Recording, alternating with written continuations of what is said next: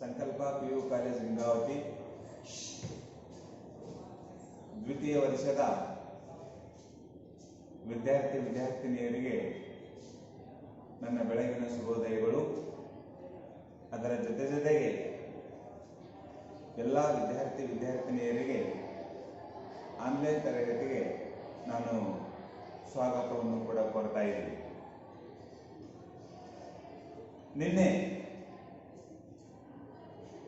ನಿನ್ನೆಯ ಒಂದು ತರಗತಿಯಲ್ಲಿ ಪಾರ್ಟ್ ಎ ನಲ್ಲಿ ಬರತಕ್ಕಂತ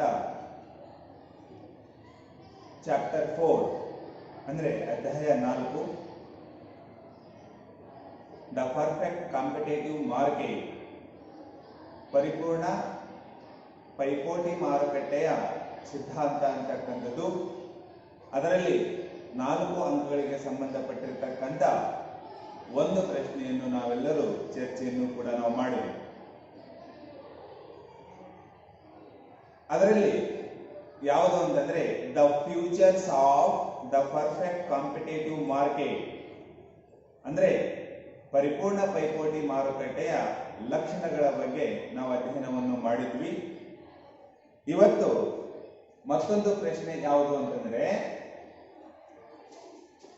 ಫಾರ್ಮೇಟ್ ಅಲ್ಲಿ 4 ಅಂಕಗಳಿಗೆ ಸಂಬಂಧಪಟ್ಟಿರ್ತಕ್ಕಂಥ ಎರಡನೇ ಪ್ರಶ್ನೆ ಯಾವುದು ಅಂತಂದ್ರೆ the determinations of supply curve. ನೋಡಿ,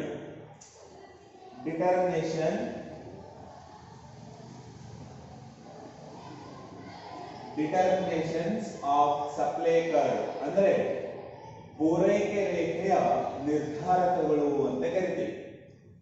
ಇದು ಕೂಡ ಬಹಳ ಪ್ರಮುಖವಾಗಿರ್ತಕ್ಕಂಥ ಒಂದು ಪ್ರಶ್ನೆ.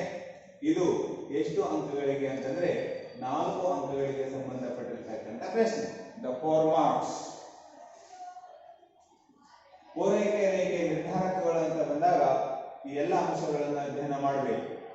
ದ ಫಸ್ಟ್ ಒನ್ ಪೀಠಿಕೆ, ಎರಡನೇದು ಪೂರೈಕೆಯ ಅರ್ಥ, ಪೂರೈಕೆ ರೇಖೆಯ ನಿರ್ಧಾರಕಗಳು. ಇದರಲ್ಲಿ 7 ಅಂಶಗಳು ಬರುತ್ತೆ. ಪೂರೈಕೆ ನಿರ್ಧಾರಕಗಳಲ್ಲಿ 7 ಅಂಶಗಳ ಬಗ್ಗೆ ನಾವು ಅಧ್ಯಯನವನ್ನು ಮಾಡಬೇಕು. ತಾಂತ್ರಿಕ ಪ್ರಗತಿ, ಆಧಾರದ ಬೆಲೆಗಳು, ಸರ್ಕಾರದ ತೆರಿಗೆ ನೀತಿ, ಉದ್ಯಮ ಘಟಕದ ಗುರಿ, ಮಾರುಕಟ್ಟೆಯ ಸ್ವರೂಪ, ಭವಿಷ್ಯದಲ್ಲಿ ಬೆಲೆಯ ನಿರೀಕ್ಷೆ, ಹವಾಮಾನದ ಪರಿಸ್ಥಿತಿ. ಈ 7 ಅಂಶಗಳು ಪೂರೈಕೆ ರೇಖೆ ನಿರ್ಧಾರಕಗಳು ಅಂತ ಕರಿತೀವಿ. ಕೊನೆಯದಾಗಿ ಬರ್ತಕ್ಕಂಥದ್ದು ಉಪಸಂಹಾರ. ವಿದ್ಯಾರ್ಥಿಗಳೇ, ಪೂರೈಕೆ ರೇಖೆ ನಿರ್ಧಾರಕಗಳು ಅಂತ ಪ್ರಶ್ನೆ ಬಂದಾಗ ಈ ಮುಖ್ಯಾಂಶಗಳನ್ನು ನಾವು ಬರದೆ ಎಕ್ಸ್ಪ್ಲನೇಷನ್ ಅನ್ನು ಮಾಡಬೇಕಾಗುತ್ತೆ. ಸರಿಯಾದ ರೀತಿಯಲ್ಲಿ ಅಬ್ಸರ್ವ್ ಮಾಡಬೇಕು, ಸರಿಯಾದ ರೀತಿಯಲ್ಲಿ ಕೇಳಬೇಕು.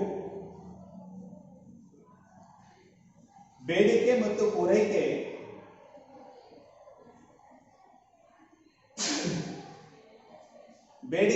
ಪೂರೈಕೆ ಈ 2 ಅಂಶಗಳನ್ನು ಸಮತೋಲನದಲ್ಲಿ ತರಲು, ಈ 2 ಅಂಶಗಳಲ್ಲಿ ಸಮಾನತೆಯನ್ನು ತರಲು ದೇಶದಲ್ಲಿರ್ತಕ್ಕಂಥ ಅನೇಕ ರಾಷ್ಟ್ರಗಳು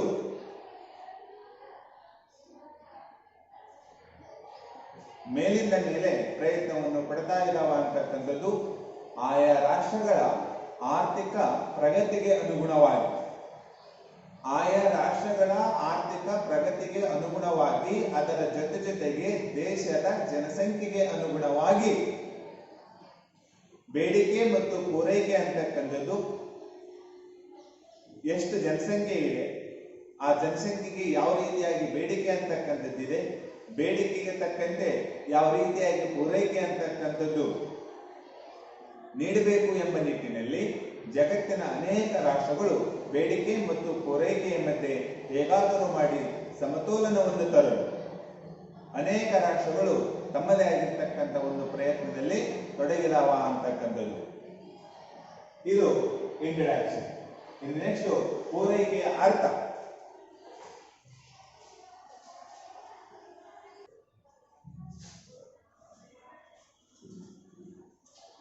ನೆಕ್ಸ್ಟ್ ಪೂರೈಕೆಯ ಅರ್ಥ ಏನು? ಪೂರೈಕೆ ಅಂದ್ರೆ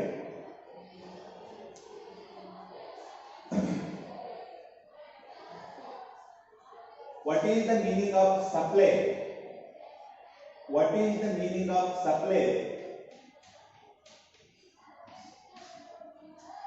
ಪೂರೈಕೆ ಎಂದರೆ ಒಂದು ನಿರ್ದಿಷ್ಟ ಸಮಯದಲ್ಲಿ ಒಂದು ನಿರ್ದಿಷ್ಟ ಬೆಲೆಗಳಲ್ಲಿ ಮಾರಾಟಗಾರರು ಮಾರಾಟ ಮಾಡಲು ಬಯಸುವ ಮತ್ತು ಸಮರ್ಥವಿರುವ ಉತ್ಪನ್ನಗಳ ಒಂದು ಪ್ರಮಾಣವನ್ನೇ ನಾವು ಪೂರೈಕೆ ಅಂತ ಕರಿತೀವಿ. ಕರೆಕ್ಟ್ ಆಗ್ತದ್ರಿ? ಪೂರೈಕೆ ಎಂದರೆ ಒಂದು ನಿರ್ದಿಷ್ಟ ಸಮಯದಲ್ಲಿ ಒಂದು ನಿರ್ದಿಷ್ಟ ಬೆಲೆಗಳಲ್ಲಿ ಮಾರಾಟಗಾರರು ಮಾರಾಟ ಮಾಡಲು ಇಚ್ಛಿಸಿರುವ ಅಥವಾ ಬಯಸುವ ಉತ್ಪನ್ನಗಳ ಒಂದು ಪ್ರಮಾಣವನ್ನೇ ನಾವು ಪೂರೈಕೆ ಅಂತ ಕರಿತೀವಿ. ಹಾಗಾದ್ರೆ ನೆಕ್ಸ್ಟ್ ಪೂರೈಕೆ ರೇಖೆಯ ನಿರ್ಧಾರಕಗಳು ಬಹಳ ಪ್ರಮುಖವಾಗಿರ್ತಕ್ಕಂಥದ್ದು. ಒಂದು ಮನಸ್ಸಿಗೆ ಬಹಳ ಪ್ರಮುಖವಾಗಿರ್ತಕ್ಕಂಥ ಅಂಶ ಪೂರೈಕೆ ಎಂದರೇನು?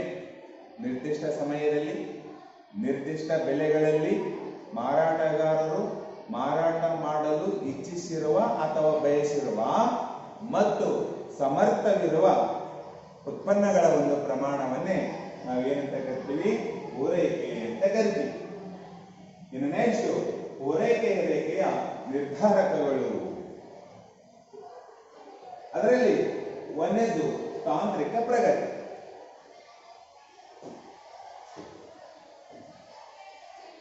ಪೂರೈಕೆ ರೇಖೆಯ ನಿರ್ಧಾರಕಗಳಲ್ಲಿ ಬರತಕ್ಕಂಥ ಒಂದನೇ ಅಂಶ ಯಾವುದು ಅಂತಂದ್ರೆ ತಾಂತ್ರಿಕ ಪ್ರಗತಿ. ತಂತ್ರಜ್ಞಾನದಲ್ಲಿ ಸುಧಾರಣೆಯಾದಂತೆಲ್ಲ ಕೆಲವು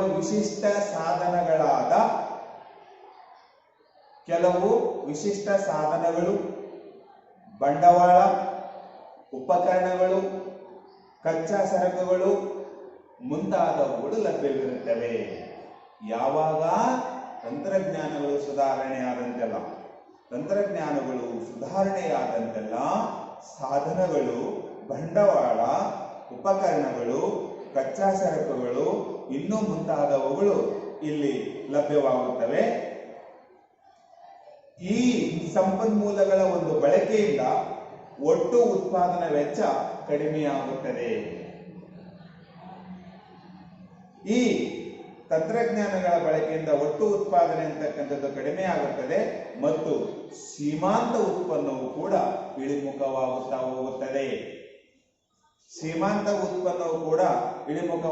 ಹೋಗುತ್ತದೆ. ಉತ್ಪಾದನೆಯ ಪ್ರಮುಖ ಮತ್ತು ಪೂರೈಕೆಯು ಹೆಚ್ಚಾಗಬಹುದು. ಸರಿಯಾಗಿ ಉತ್ಪಾದನೆಯ ಪ್ರಮಾಣ, ಪೂರೈಕೆಯು ಹೆಚ್ಚಾಗಬಹುದು. ಉತ್ಪಾದನೆಯಲ್ಲಿ ಹಳೆಯ ಮತ್ತು ಸವೆದು ಹೋದ ತಂತ್ರಜ್ಞಾನವನ್ನು ಬಳಸಿದರೆ,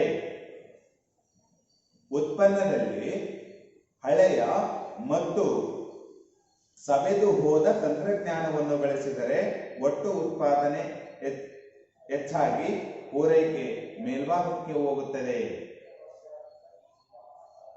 ಅಂದರೆ ಅದು ಯಾವ ಭಾಗಕ್ಕೆ ಪಲ್ಲಟವಾಗುತ್ತೆ ನೋಡಿ. ಇದು ಎಡ, ಇದು ಬಲ. ಉತ್ಪಾದನೆ ಹೆಚ್ಚಾದಂತೆಲ್ಲ ಪೂರೈಕೆಯು ಕೂಡ ಅಥವಾ ಪೂರೈಕೆಯ ರೇಖೆಯು ಕೂಡ ಮೇಲ್ಭಾಗಕ್ಕೆ. ಇದು ಎಡ, ಇದು ಬಲ, ಇದು ಮೇಲೆ.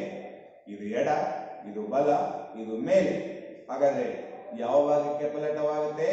ಮೇಲ್ಭಾಗಕ್ಕೆ ಪಲ್ಲಟವಾಗುತ್ತೆ. ಸೀಮಾಂತ ವೆಚ್ಚದ ರೇಖೆಯು ಮೇಲ್ಭಾಗಕ್ಕೆ ಪಲ್ಲಟವಾಗುತ್ತೆ ಅಂತಕ್ಕಂಥದ್ದು. ಇದನ್ನೇ ನಾವು ತಾಂತ್ರಿಕ ಪ್ರಗತಿ ಅಂತ ಕರಿತೀವಿ. ನೆಕ್ಸ್ಟ್ ಆಧಾರದ ವೆಚ್ಚಗಳು ಅಥವಾ ಆಧಾರದ ಬೆಲೆಗಳು. ಪೂರೈಕೆ ರೇಖೆಯನ್ನು ನಿರ್ದೇಶಿಸುವಲ್ಲಿ ಆಧಾರದ ಬೆಲೆಗಳು ಪ್ರಮುಖ ನಿರ್ಧಾರಕವಾಗಿವೆ. ಪೂರೈಕೆ ರೇಖೆಯನ್ನು ನಿರ್ಧರಿಸುವಲ್ಲಿ ಆಧಾರದ ಬೆಲೆಗಳು ಕೂಡ ಪ್ರಮುಖವಾಗಿರ್ತಕ್ಕಂಥ ಪಾತ್ರವನ್ನು ವಹಿಸುತ್ತವೆ. ಶ್ರಮದ ಕೂಲಿಯ ದರ ಹೆಚ್ಚಾದಾಗ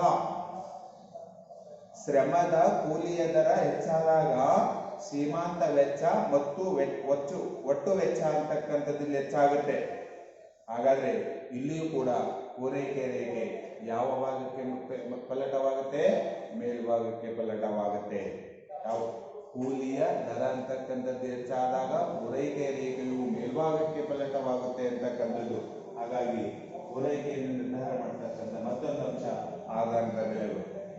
ನೆಕ್ಸ್ಟ್, ಸರ್ಕಾರದ ತೆರಿಗೆ ನೀತಿ. ಸರ್ಕಾರದ ತೆರಿಗೆ ನೀತಿ. ಸರ್ಕಾರವು ದ ಗವರ್ನಮೆಂಟ್ ಅಬಕಾರಿ ತೆರಿಗೆ, ಉತ್ಪನ್ನದ ಪ್ರತಿ ಘಟಕದ ಮಾರಾಟದ ಮೇಲಿನ ತೆರಿಗೆ, ಉತ್ಪನ್ನದ ಪ್ರತಿ ಘಟಕದ ಮಾರಾಟದ ಮೇಲಿನ ತೆರಿಗೆ ಇತ್ಯಾದಿ ಇನ್ನೂ ಅನೇಕ ಸರಕುಗಳಿಗೆ ಈ ಸರ್ಕಾರ ಅಂತಕ್ಕಂಥದ್ದು ತೆರಿಗೆಯನ್ನು ವಿಧಿಸುತ್ತದೆ.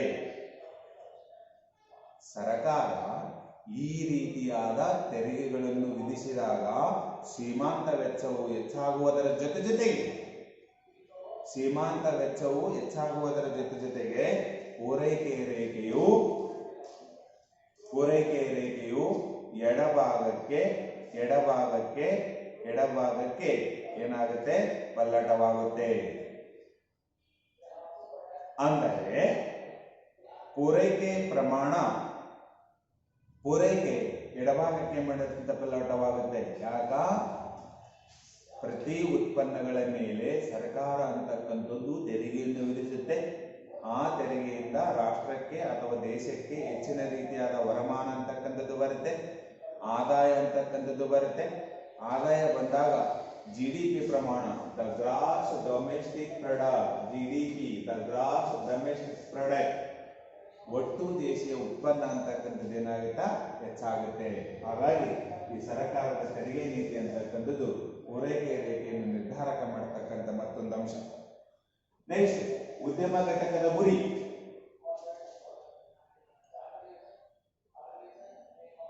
ಉದ್ಯಮ ಘಟಕದ ಗುರಿಯು ಕೂಡ ಪೂರೈಕೆಯನ್ನು ರೇಖೆಯ ನಿರ್ಧಾರಕದ ಮತ್ತೊಂದು ಅಂಶ. ಉದ್ಯಮ ಘಟಕವು ಪೂರೈಕೆಯಿಂದ ಲಾಭ ಗಳಿಸುವುದಾಗಿದ್ದು, ಉದ್ಯಮ ಘಟಕದ ಪ್ರಮುಖ ಗುರಿ ಏನು?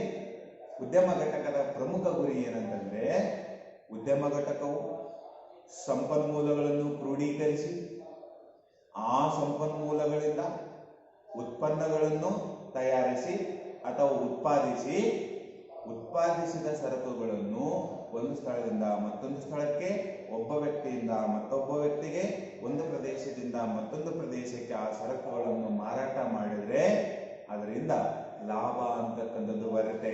ಹಾಗಾದ್ರೆ ಉದ್ಯಮ ಘಟಕದ ಗುರಿ ಏನಂತಂದ್ರೆ ಲಾಭ ಗಳಿಸುವುದೇ ಅದರ ಪ್ರಮುಖ ಗುರಿ.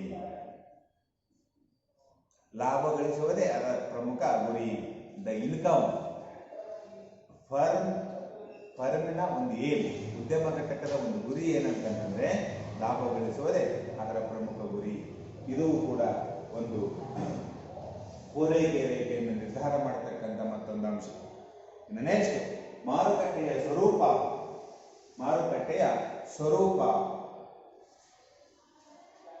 ಏಕಸ್ವಾಮ್ಯ ಮಾರುಕಟ್ಟೆಯಲ್ಲಿ ಉತ್ಪಾದಕ ಪೂರೈಕೆಯನ್ನು ನಿಯಂತ್ರಿಸುವುದರ ಜೊತೆಗೆ, ಏಕಸ್ವಾಮ್ಯ ಮಾರುಕಟ್ಟೆಯಲ್ಲಿ ಉತ್ಪಾದಕ ಪೂರೈಕೆಯನ್ನು ನಿಯಂತ್ರಿಸುವುದರ ಮೂಲಕ ಬೆಲೆಯನ್ನು ಹೆಚ್ಚಿಸಿ ಲಾಭವನ್ನು ಗಳಿಸುತ್ತಾನೆ. ಯಾವ ಮಾರುಕಟ್ಟೆಯಲ್ಲಿ? ಏಕಸ್ವಾಮ್ಯ ಮಾರುಕಟ್ಟೆಯಲ್ಲಿ. ಪರಿಪೂರ್ಣ ಪೈಪೋಟಿ ಮಾರುಕಟ್ಟೆಯನ್ನು ನಿಯಂತ್ರಿಸುವಂತಹ ಯಾವುದೇ ಪ್ರವೃತ್ತಿ ಇರುವುದಿಲ್ಲ. ಪರಿಪೂರ್ಣ ಮಾರುಕಟ್ಟೆಯಲ್ಲಿ ಪೂರೈಕೆಯನ್ನು ನಿಯಂತ್ರಿಸುವ ಯಾವುದೇ ಒಂದು ಪ್ರವೃತ್ತಿ ಅಂತಕ್ಕಂಥದ್ದು ಇರುವುದಿಲ್ಲ. ಕೈಗಾರಿಕೆಯಲ್ಲಿನ ಉದ್ಯಮ ಘಟಕದ ಸಂಖ್ಯೆಗಳು ಹೆಚ್ಚಾದಂತೆ ಪೂರೈಕೆಯು ಹೆಚ್ಚಾಗುತ್ತೆ ಮತ್ತು ಉದ್ಯಮ ಘಟಕಗಳ ಸಂಖ್ಯೆ ಕಡಿಮೆ ಆದಂತೆಲ್ಲ ಪೂರೈಕೆ ಕಡಿಮೆ ಆಗುತ್ತೆ. ಕೈಗಾರಿಕೆಗಳು ಉದ್ಯಮ ಘಟಕದ ಸಂಖ್ಯೆಗಳು ಹೆಚ್ಚಾದಂತೆಲ್ಲ ಪೂರೈಕೆ ಹೆಚ್ಚಾಗುತ್ತೆ, ಉದ್ಯಮ ಘಟಕಗಳ ಸಂಖ್ಯೆ ಕಡಿಮೆ ಆದಂತೆಲ್ಲ ಪೂರೈಕೆ ಕಡಿಮೆ ಆಗುತ್ತೆ. ಹಾಗಾಗಿ ಮಾರುಕಟ್ಟೆಯ ಸ್ವರೂಪ ಅಂತಕ್ಕಂಥದ್ದು ಬೆಲೆಯನ್ನು ನಿರ್ಧಾರ ಮಾಡತಕ್ಕಂಥ ಮತ್ತೊಂದು ಅಂಶ. ಇನ್ನು ಭವಿಷ್ಯದಲ್ಲಿನ ಬೆಲೆಯ ನಿರೀಕ್ಷೆ. ಉತ್ಪಾದಕರು ಭವಿಷ್ಯದಲ್ಲಿ ಅಂದ್ರೆ ಮುಂದೆ ಉತ್ಪಾದಕರು ಭವಿಷ್ಯದಲ್ಲಿ ಮಾರುಕಟ್ಟೆಯ ಬೆಲೆಗಳು ಹೆಚ್ಚಾಗುತ್ತದೆ ಎಂದು ನಿರೀಕ್ಷಿಸಿದರೆ ಸದ್ಯದ ಪೂರೈಕೆಯನ್ನು ಕಡಿಮೆ ಮಾಡುತ್ತಾರೆ. ಸರಿಯಾಗಿ ಕೇಳಿ. ಉತ್ಪಾದಕರು ಭವಿಷ್ಯದಲ್ಲಿ ಮಾರುಕಟ್ಟೆ ಬೆಲೆ ಹೆಚ್ಚಾಗುತ್ತದೆ ಎಂದು ನಿರೀಕ್ಷಿಸಿದರೆ ಅವರು ಸದ್ಯದ ಪರಿಸ್ಥಿತಿಯಲ್ಲಿ ಉತ್ಪಾದನೆಯನ್ನು ಏನ್ ಮಾಡ್ತಾರ, ಅವರು ಕಡಿಮೆ ಮಾಡ್ತಾರ. ಮತ್ತು ಉಳಿದ ಉತ್ಪನ್ನಗಳನ್ನು ಭವಿಷ್ಯದಲ್ಲಿ ಹೆಚ್ಚಿನ ಬೆಲೆಗಳಲ್ಲಿ ಮಾರಾಟ ಮಾಡುವ ಉದ್ದೇಶದಿಂದ ದಾಸ್ತಾನು ಮಾಡ್ತಾರ. ಅವರು ಮಾರಾಟ ಮಾಡಂಗಿಲ್ಲ. ಭವಿಷ್ಯದಲ್ಲಿ ಅವರಿಗೆ ಗೊತ್ತಿರುತ್ತೆ ಈ ಸರಕುಗಳಿಗೆ ಹೆಚ್ಚಿನ ರೀತಿಯಾದ ಲಾಭ ಬರುತ್ತೆ, ಹೆಚ್ಚಿನ ರೀತಿಯಾದ ಬೆಲೆ ಬರುತ್ತಂತ ಕಾಶಿ ಉತ್ಪಾದಕರು ತಾವು ಉತ್ಪಾದನೆ ಮಾಡಿರ್ತಕ್ಕಂಥ ಸರಕುಗಳನ್ನು ಮಾರಾಟ ಮಾಡದೆ ಅವರು ಶೇಖರಣೆ ಮಾಡಿಕೊಂಡಿರ್ತಾರೆ. ಎಲ್ಲಿ? ದಾಸ್ತಾನುಗಳಲ್ಲಿ ಶೇಖರಣೆ ಮಾಡಿಟ್ಟುಕೊಂಡು ಯಾವಾಗ ಬೆಲೆ ಅಂತಕ್ಕಂಥದ್ದು ಜಾಸ್ತಿ ಆಗುತ್ತೆ ಅವಾಗ ಆ ಸರಕುಗಳನ್ನು ಅವ್ರು ಏನ್ ಮಾಡ್ತಾರ, ಮಾರಾಟ ಮಾಡ್ತಾರ ಅಂತಕ್ಕಂಥದ್ದು.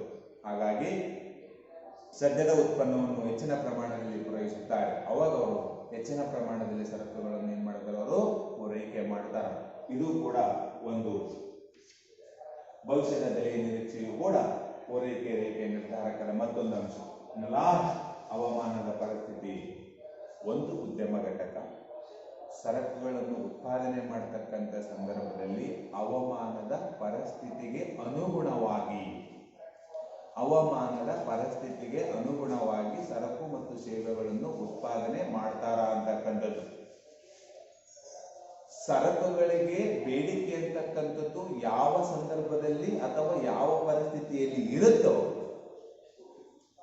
ಆ ಒಂದು ಸಮಯದಲ್ಲಿ ಸರಕು ಮತ್ತು ಸೇವೆಗಳನ್ನು ಹೆಚ್ಚಿನ ರೀತಿಯಲ್ಲಿ ಪೂರೈಕೆ ಮಾಡ್ತಾರ ಅಂತಕ್ಕಂಥದ್ದು. ಅಂದ್ರೆ ಇದರರ್ಥ ಒಬ್ಬ ಉದ್ಯಮ ಘಟಕ ಹವಾಮಾನದ ಪರಿಸ್ಥಿತಿಗೆ ಅನುಗುಣವಾಗಿ ಸರಕು ಮತ್ತು ಸೇವೆಗಳನ್ನು ಆತ ಉತ್ಪಾದನೆ ಮಾಡ್ತಾನ ಅಂತಕ್ಕಂಥದ್ದು.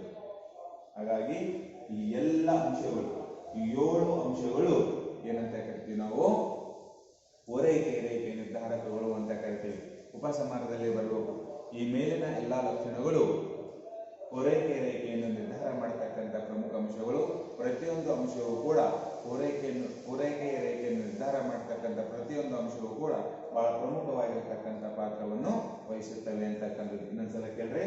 ಪೂರೈಕೆ ರೇಖೆ ನಿರ್ಧಾರಕಗಳು: ಒಂದನೇದು ತಾಂತ್ರಿಕ ಪ್ರಗತಿ, ಆದಾನದ ಬೆಲೆಗಳು, ಸರಕಾರದ ತೆರಿಗೆ ನೀತಿ, ಉದ್ಯಮ ಘಟಕದ ಗುರಿ, ಮಾರುಕಟ್ಟೆಯ ಸ್ವರೂಪ, ಭವಿಷ್ಯದಲ್ಲಿ ಬೆಲೆಯ ನಿರೀಕ್ಷೆ, ಹವಾಮಾನದ ಪರಿಸ್ಥಿತಿ.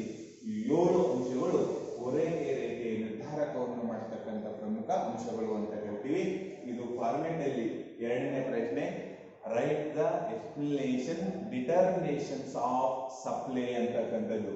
ಸಪ್ಲೈ ಕರ್ವ್ ಅಂತಕ್ಕಂಥದ್ದು ಅಂದ್ರೆ ಬೇಡಿಕೆಯ ರೇಖೆಯನ್ನು ನಿರ್ಧಾರ ಮಾಡತಕ್ಕಂಥ ಅಂಶಗಳು. ಹಾಗಾಗಿ ಸರಿಯಾದ ರೀತಿಯಲ್ಲಿ ವಿಡಿಯೋವನ್ನು ಅಬ್ಸರ್ವ್ ಮಾಡಬೇಕು ಅಂತಕ್ಕಂಥದ್ದು. ಎಲ್ಲ ವಿದ್ಯಾರ್ಥಿನಿಯರು ಸಂಪೂರ್ಣವಾಗಿ ವಿಡಿಯೋವನ್ನು ನೋಡಿದ ಮೇಲೆ ಇವತ್ತು ಇದೇ ಕಾನ್ಸೆಪ್ಟು ನಾನು ನಿಮ್ಮ ಮೊಬೈಲಿಗೆ ಹಾಕಿರ್ತೀನಿ. ಇವತ್ತೇನು ಕ್ಲಾಸ್ ಹೇಳಿರ್ತೀನಿ ಅದನ್ನು ನಿಮಗೆ ನೋಟ್ಸ್ ಹಾಕಿರ್ತೀನಿ. ಒಂದ್ಸಲ ಸಂಪೂರ್ಣವಾಗಿ ವಿಡಿಯೋವನ್ನು ನೋಡ್ರಿ. ವಿಡಿಯೋ ನೋಡಿದ ಮೇಲೆ ಒಂದ್ಸಲ ಓದ್ರಿ, ಅರ್ಥ ಆಗುತ್ತೆ. ಹಾಗಾಗಿ ದಯವಿಟ್ಟು ಎಲ್ಲ ವಿದ್ಯಾರ್ಥಿನಿಯರು ವಿಡಿಯೋ ನೋಡ್ತೀರಿ ಅಂತಕ್ಕಂಥದ್ದು ನನ್ನ ಭಾವನೆ. ಮುಂದಿನ ತರಗತಿಯಲ್ಲಿ ಬೇರೆ ಅಂಶಗಳ ಬಗ್ಗೆ ಅಥವಾ ಬೇರೆ ಕಾನ್ಸೆಪ್ಟ್ ಬಗ್ಗೆ ನಾವು ಚರ್ಚೆಯನ್ನು ಮಾಡೋಣ. ಈಗ ನಾವು ಆನ್ಲೈನ್ ತರಗತಿಗೆ ವಿರಾಮವನ್ನು ನೀಡ್ತಾ ಇದ್ದೀವಿ. ಧನ್ಯವಾದ.